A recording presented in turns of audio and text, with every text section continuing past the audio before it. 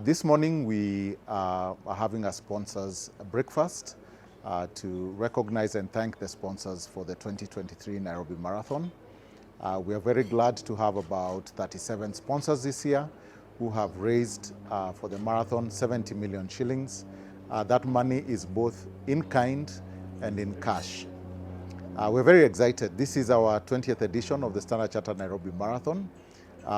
In the last 19 editions, we've seen the power of partnerships, and therefore for our sponsors and partners today, a great thank you as we count down to the marathon on the 29th of October.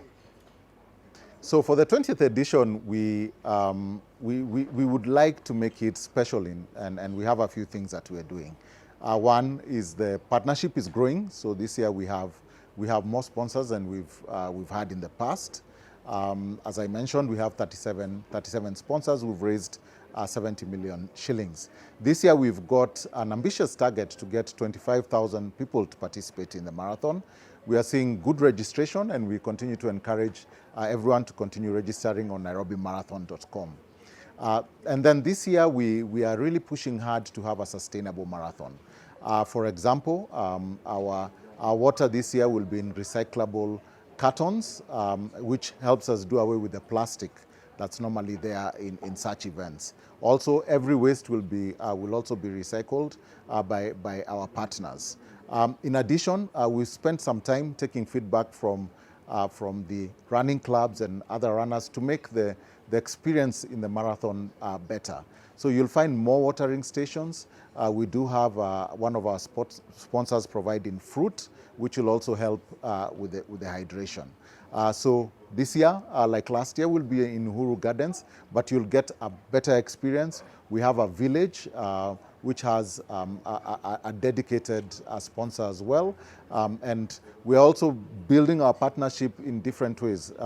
In our 5 kilometers family fun run this year, we've got Prudential who have taken over the race. So we are hoping to continue making our marathon a world-class event. The route has been measured and is going to be certified by AIMS, as part of the marathon event.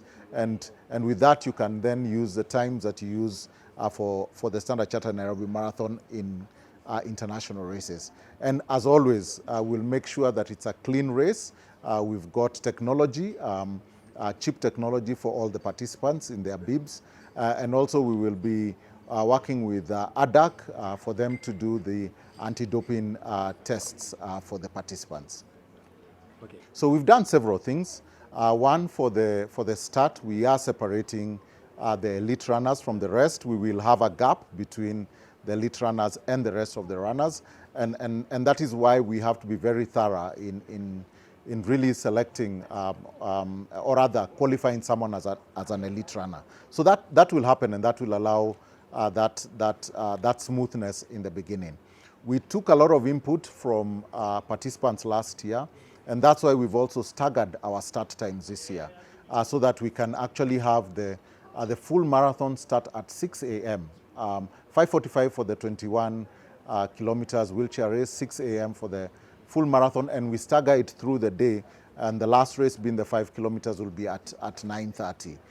We will do the communications for the start time so that people can understand that the time they need to come to Uhuru Gardens. Remember, the road closure is minimal in terms of accessing the venue, so you don't have to come at 6 a.m. for your 9:30 a.m. run. So we'll spend a lot of time in communications to make the start time protocols well understood and the start time separation of elite runners and the rest very clear.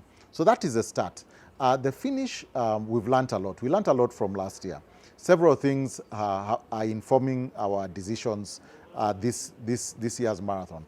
So we will have a clean finish. What that means is that the area for the finish will not have people moving across it.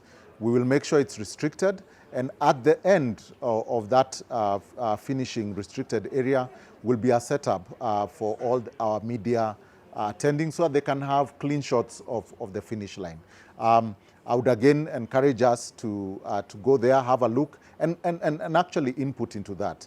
We will also make sure that the finish protocols are such that we don't have some of those challenges of having multiple finish points. So for the 42 kilometers, the 21 kilometers, the 10 kilometers, we will finish at the same place. Last year, there was a separate finish. We'll finish at the same place. We'll make sure that we use not only the technology on the chip, but also our route marshals to make sure that we are tracking the race as it happens. That really helps to make us understand who are the top runners in the race.